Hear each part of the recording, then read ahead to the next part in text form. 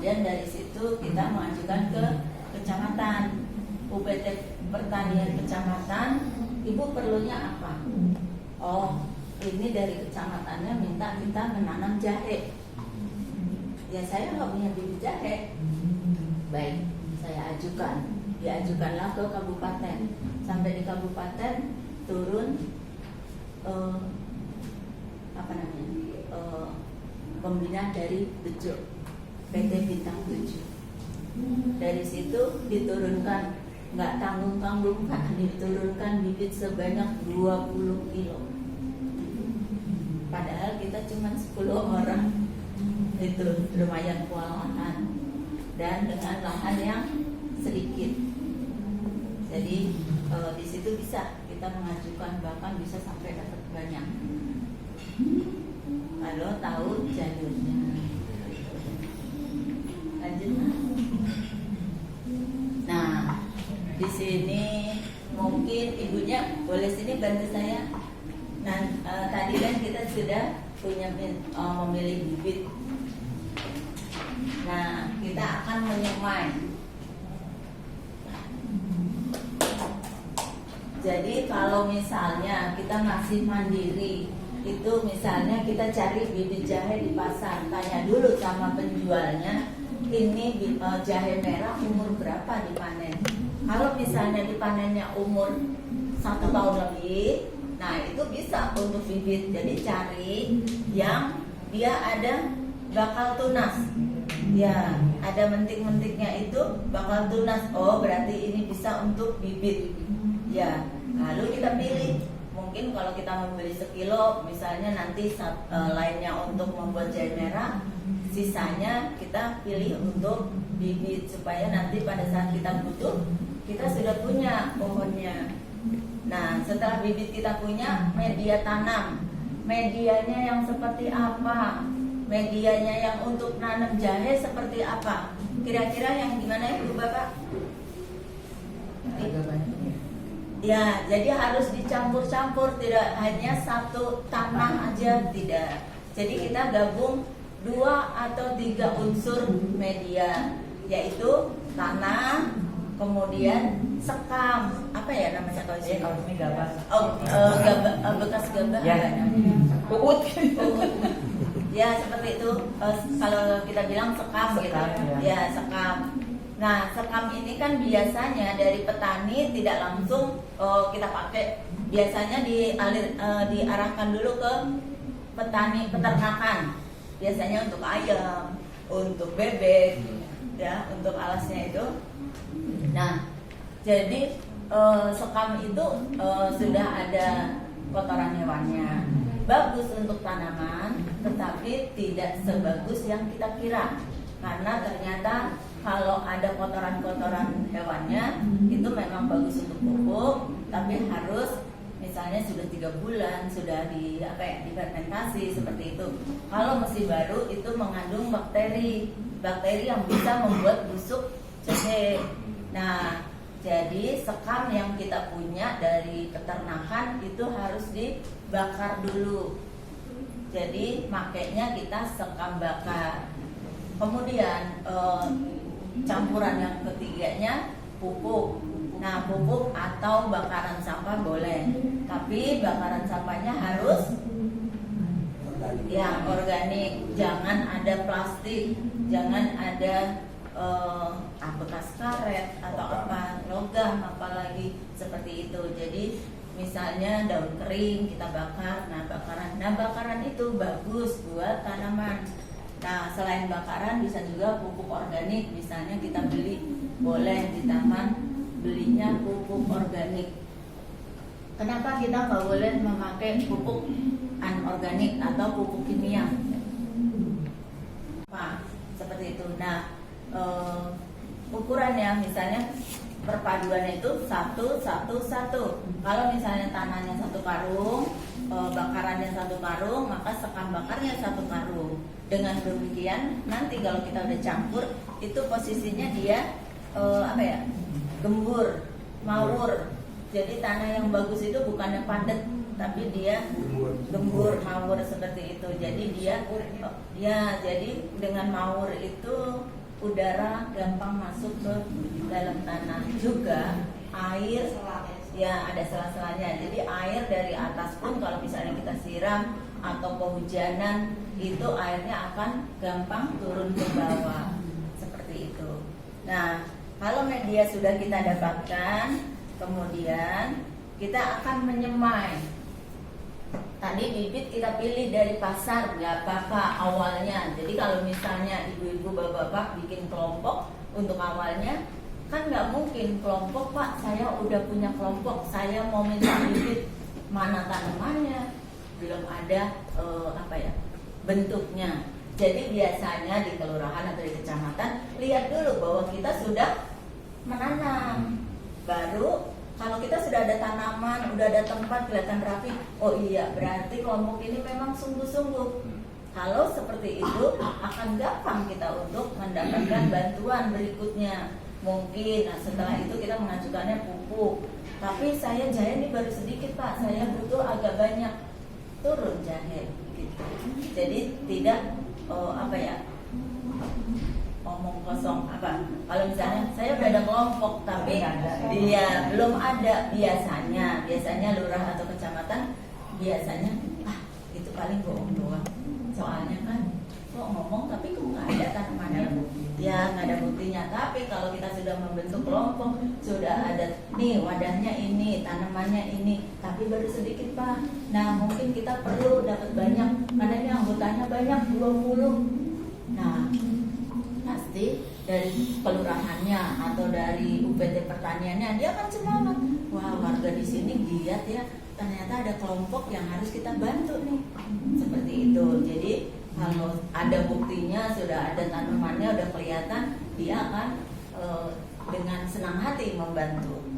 Kemudian kalau awal-awal kita buat, misalnya beli di pasar, kita sudah tahu nih, oh ini ada mentik-mentiknya, bahan bakal akan menjadi tunas yang akan tumbuh. Lalu medianya yang seperti tadi kita diaduknya 3 unsur, ada tanah, ada sekam, dan ada pupuk organik. Nah kemudian ini jahe kita taruh di atasnya media, tidak perlu dalam-dalam, tapi cukup ditekan sedikit. Yang penting dia tidak bisa gerak, dia ada. Nah setelah itu ditutup, cukup tertutup sedikit saja. Jadi dia untuk pernapasannya, untuk itu dia masih leluasa, tidak terlalu dalam.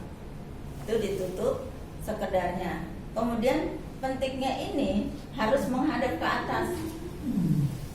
Jadi dihadapkan ke atas.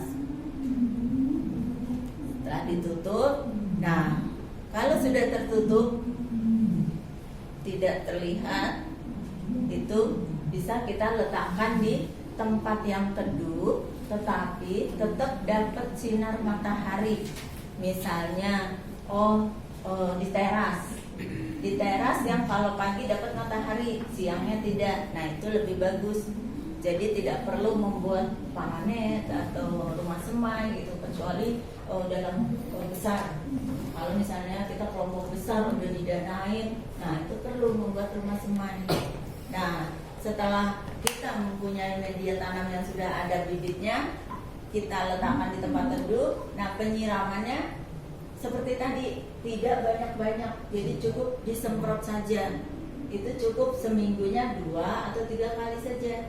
Jadi bisa kita rasakan, oh ini kering, kita siram. Tapi kalau misalnya masih basah, tidak perlu disiram. Seperti itu, nyiramnya hanya disemprot. Nah ini kita tunggu sampai 2-3 minggu ke depan. Sampai batas misalnya sekitar sebulan, itu daunnya sudah ada tumbuh, mungkin 2 atau 3. Kalau tingginya sebulan itu bisa sampai 15 cm. Nah setelah 15 cm itu nanti kita bisa pindahkan. Kita mau pindahkan di mana? Mau dilakukan dia berkembang, rebutan tempat. Jadi kalau misalnya ukuran polybagnya cuma 35, itu cukup dikasih 1 atau 2 saja. Kalau misalnya polybagnya besar, 65, yang paling besar itu 65, itu bisa kita kasih 4 atau 5 bibit, maksimal 5 itu sudah banyak. Nah, kenapa sih di polybag untungnya ada nggak? Keuntungan kita menanam di polybag? Bisa pindah-pindah. Ya, bisa dipindah-pindah. Lainnya? Ya, tidak perlu lahan. Bisa di rak, ditaruh di atas, bisa bertingkat. Jadi kalau dengan polybag itu malah bisa banyak, karena dia bisa kita pakai rak gitu. Nah, itu untungnya sebenarnya lebih simple, lebih fleksibel, dan tanamannya kita bisa mendapatkan banyak. Nah, selain itu, kalau misalnya nih kita nanam misalnya 20 polybag, lalu 1 diserang hama, mungkin nggak yang 19 diserang juga? Tidak. Jadi kalau yang diserang dalam 1 polybag saja cukup, yang 1 itu aja kita pindahkan, kita singkirkan, yang 19 dia tetap aman. Nah, kalau di lahan ini resikonya. Jadi di lahan itu ada juga ruginya, ada untungnya. Ruginya apa? Iya. Untuk hama 1 biasanya kan dalam 1 itu jejer, kayak singkong juga dirapin jejer. Itu kalau 1 dikenain kena hama, dia serang hama, itu bakal merembet semuanya. Dan kita ya udah akan kena semua, kecuali sebelum dia kena kita pindahin. Tuh. Nah, selain hama di lahan itu ruginya juga kita apa? Repot untuk pengurusannya, ibaratnya merawatnya. Jadi kita gulma di sekitar lahan itu biasanya banyak, tapi beda kalau di polybag. Itu gampang untuk membersihkan gulma, hanya sekitaran pohon itu saja. Tapi kalau di lahan, di sekitarnya itu biasanya lebih luas, seperti itu. Tapi untungnya banyak. iya, pasti biasanya hasilnya banyak. Kalau dengan media yang kita sudah atur tadi, kemudian perawatannya juga teratur, kemudian pemupukannya juga kita sudah tahu, kalau diserang hama kita tahu cara mengantisipasinya. Alhamdulillah, mudah-mudahan itu sampai nanti pas tahun hasilnya maksimal. Jadi kemungkinan hasilnya akan lebih banyak. Nah, kalau di polybag ini kerugiannya, kalau misalnya dia mau berkembang banyak, mau jadi besar, tahu-tahu ya tempatnya mana, ya tempatnya terbatas, akhirnya yang jadi tumbuhnya rimpangnya kecil-kecil, dia berhimpit-himpitan seperti itu. Sampai di sini ada yang mau ditanyakan? Bu, Ya. kalau di pot yang besar itu kan perkembangannya cepat atau lama? Untuk perkembangan di pot dengan di lahan itu beda. Jadi kalau misalnya di pot itu hanya dengan 10 bulan aja sudah bisa panen, kemungkinan di lahan dia akan lebih lama, sekitar 2 bulan. Jadi misalnya kalau di pot itu 10 bulan kita konsumsi sudah bisa, mungkin yang di lahan itu bisa setahun baru bisa kita panen konsumsi. Jadi kalau misalnya untuk bibit dia tambah lagi 2 bulan, 14 bulan, 13-14 bulan. Sementara kalau di polybag setahun aja itu sudah bisa panen, udah bisa untuk bibit. Jadi beda ya, karena perkembangannya itu dia lebih ringkas, lebih apa ya? Singkat. Ya, jadi kalau di lahan itu dia leluasa. Jadi dia mungkin untuk batangnya, rimpangnya atau akarnya itu dia lama gitu perjalanannya, dia lebih ibaratnya kalau orang anak kecil bermain di lapangan dia akan lebih ya lebih luas, dia udah lama dia merasa baru sebentar main gitu. Kalau di tempat yang sempit, coba di kamar, dia saya main udah lama itu, jadi udah cepet bosan seperti itu.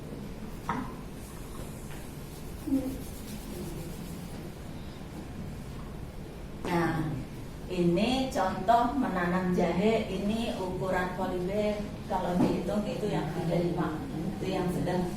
Nah, ini umurnya sekitar 2 bulan.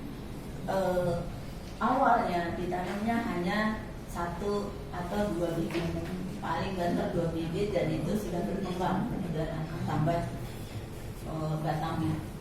Nah, ini kita rawat selama 10 bulan. Lalu yaitu polybagnya, kalau ini yang ukuran 35, kalau misalnya mau yang besar bisa ukuran 65 besar, jadi lebih muat banyak. Nah, untuk perawatannya itu penyiramannya seperti tadi, seminggu hanya 2 atau 3 kali aja disiramnya, disemprot-semprot.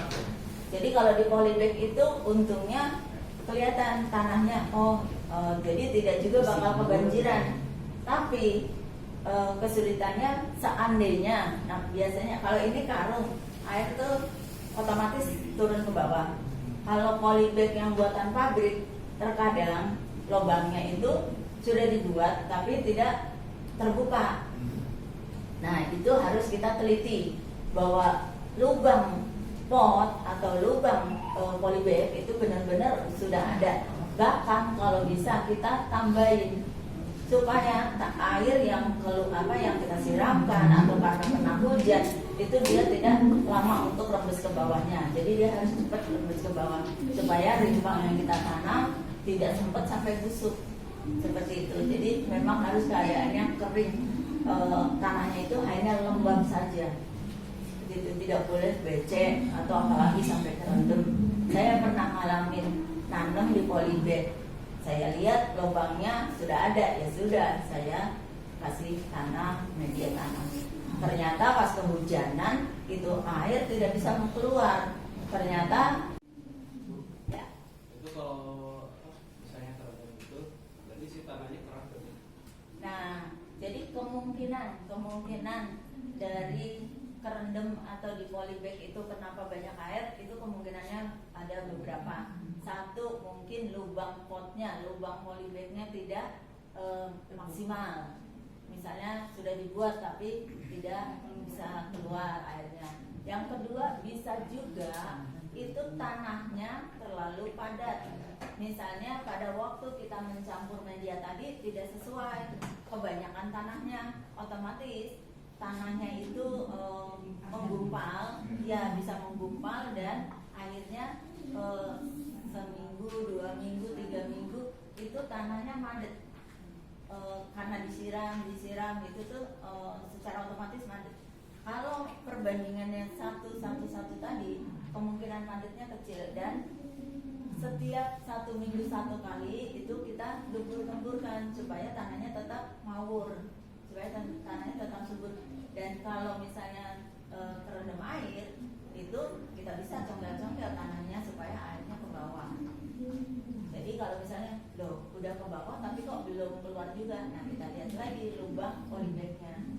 Jadi bisa ditambah lagi lubang polybagnya. Seperti itu. Kalau di lahan itu perlubang berapa itu kira-kira? Ya, kalau untuk di lahan selain dikasih jarak, 1 lubangnya cukup dikasih 2 bibit saja, supaya dia juga akan perkembangannya bebas. Maksudnya bisa subur, bisa berkembang dengan baik dan maksimal. Kalau tanpa sekam tanamnya langsung ke tanah bisa nggak? Ya, misalnya tanpa sekam nanamnya langsung ke tanah bisa, tetapi lihat lagi tanahnya seperti apa. Misalnya tanahnya memang kita tahu tanah itu subur, terus posisi tanahnya itu gembur, nah itu bisa. Apalagi misalnya memang sudah biasa bertani, terus ada bakaran, bekas bakaran itu sudah cukup gembur. Walaupun tanpa sekam bisa. Kalau di pupuknya bekas itu kelinci nggak apa-apa. Kelinci, iya bagus juga. Bakaran kelinci, Ya, bisa beli kayak gitu bisa. Tetapi ya ingat lagi ya, kalau misalnya kotoran kambing, kotoran kelinci, kotoran sapi itu bisa kita gunakan sekitar setelah 1 bulan. Jadi difermentasi dulu, ibaratnya didiamkan ya. Oh, tinggal langsung. Kalau langsung itu panas. Oh. tidak dianjurkan. Hari mungkin sesama warga, ayo yang punya apa di KWT belum ada nih bibit ini, akhirnya kita kumpulin seperti itu. Daripada kita ngambil ke kabupaten jauh, itu resiko mungkin sama mobilnya, sopirnya, ditambah kita yang belum ngangkutnya. Ya, walaupun itu dari desanya, dari lurahnya, dari kecamatannya sigap membantu kita, sigap mau bibit pohonan masih, apalagi penghijauan pemerintah itu mau minta bibit apa aja ada. Kalau bibit sayuran misalnya, kita mau nanamnya sayuran Pak Bu, bisa dikasih bibit sayuran seperti itu. Nah kalau kesulitan yang ditanam, ya nanti akan disolusinya apa, didatangkan dari mungkin lurahnya, mungkin RT-nya, mungkin RW-nya, bahkan sampai kecamatannya akan mengupayakan. Karena kita bentuknya kelompok, apalagi kalau grupnya itu 20 orang, itu dalam satu desa, wah gerakan yang luar biasa. Dia akan antusias untuk membantu. Ada lagi? Kalau di kelurahan itu apa namanya itu kelompok ke bagian kemana kita nanti? Jadi biasanya kalau saya ya Pak itu langsung berhubungan dengan Bu Lurah, Pak Lurahnya. Kalau saya kelompok kebun PKK, jadi langsung binaan Ibu Lurahnya. Nah dari Bu Lurahnya ini kita ngomong ke Bu Lurahnya, nanti dia yang mengupayakan, entah itu dia mau ke UPT Pertanian Kecamatan atau di desanya mungkin ada UPT Pertanian Desa gitu. Nggak ada bagian khususnya di kelurahannya misalnya apa itu? Kalau di desa itu biasanya kan cuma ada sekretariat, sekretaris, terus humas, ya seperti itu. Jadi mungkin nanti si kepala desanya yang akan mengatur harus kemana. Kalau misalnya di desa itu dia udah ada humas atau UPT Pertanian Desa, ya mungkin langsung ditangani di situ. Dari UPT Pertanian Desa lanjut ke UPT Pertanian Kecamatan. Ya seperti itu. Kalau kita kan apa misalnya kalau di secara langsung di matahari yang meletakkannya langsung. Nah ini jadi begini, kalau kita menanam jahe setelah tadi disemai, setelah 1 bulan katakanlah udah ada daunnya 3 atau 4, lalu kita pindahkan ke polybag, itu jangan langsung dipindah di bawah sinar matahari.